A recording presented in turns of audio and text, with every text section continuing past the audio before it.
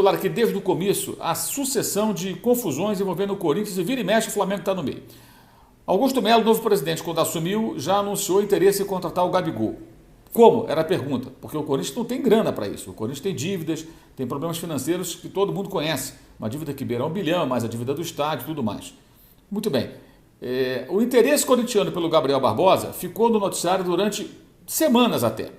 Uma espécie de agenda positiva. Olha o Corinthians forte do mercado. O diretor de futebol chegou a dizer que acabou a farra de Palmeiras e Flamengo, que tem aí contratado jogadores, dominado o mercado e vencido a maioria dos campeonatos importantes e tudo mais.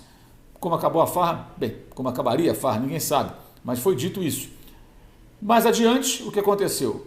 O presidente do Corinthians tomou posse, o vice-presidente de futebol do Flamengo, Marcos Braz, esteve presente na posse do Augusto Melo, não falou nada, não tomou nenhuma medida e continuou o nome de um jogador do Flamengo envolvido no noticiário positivo para o Corinthians.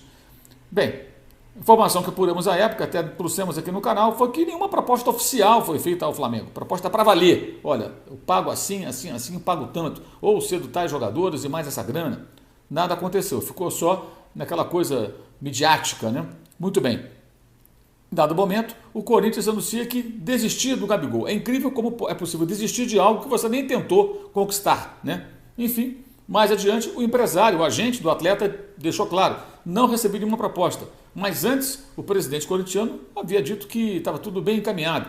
Enfim, que confusão, né? Que confusão. E o torcedor vai se iludindo com isso, vai se deixando levar pela notícia, pelo noticiário positivo, pela agenda positiva, né? Enfim, seguimos.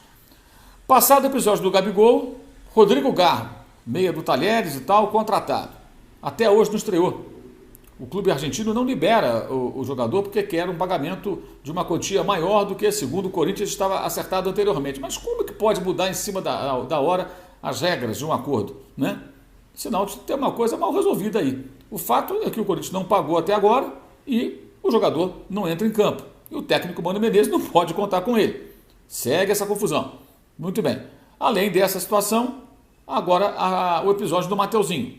Flamengo emprestando o jogador ao Corinthians, ele treina no Corinthians, treino aberto para a torcida, aparece lá no meio do uniforme de treino do Corinthians, só não teve anúncio oficial. No domingo foi até a Neoquímica Arena em Itaquera, acompanhou a vitória do Corinthians por 1-0 sobre o Guarani na estreia do Campeonato Paulista, gol de Romero, postou na sua rede social, no Instagram, um vídeo, né, da torcida corintiana no estádio, já se sentindo incorporado ao clube, muito natural.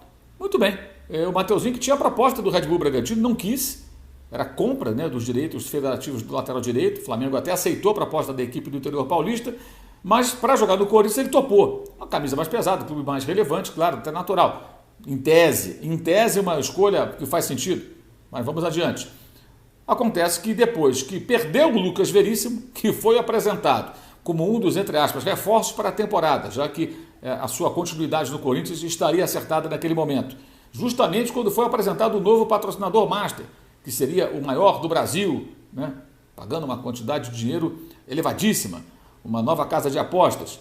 Bem, foi apresentado o jogador ali e tal, foi dito, agora fica com a gente, Lucas Veríssimo e tal, muito bem. No começo dessa semana, o que ocorre? O Lucas Veríssimo vai embora. Ele vai jogar, aliás, na semana passada, né? Ele vai jogar no futebol do Catar, vendido pelo Benfica, que detinha os direitos do jogador.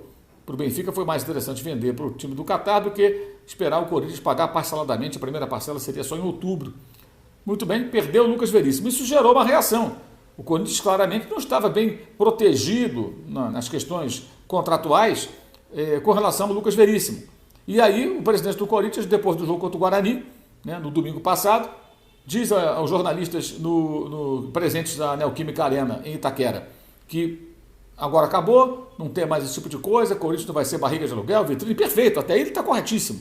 E que por isso o Mateuzinho só jogaria no Corinthians se o Flamengo aceitasse fixar o valor da multa rescisória para que o Corinthians pudesse contratar o jogador ao final do empréstimo de um ano, né, caso tivesse interesse.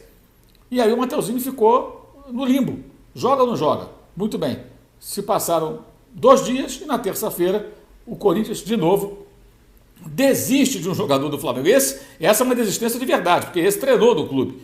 Olha a exposição do atleta, que situação desagradável. O rapaz treinou e tudo e volta para o Flamengo. mudou a rede social, quis mudar de nome, postou na rede social vídeo da torcida corintiana e não vai jogar no Corinthians? Que situação!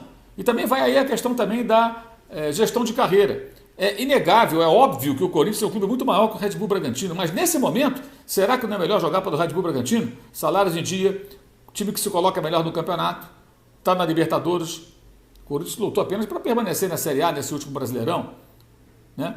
Será que não é mais interessante o Bragantino do que o Corinthians nesse momento, dado o momento corintiano?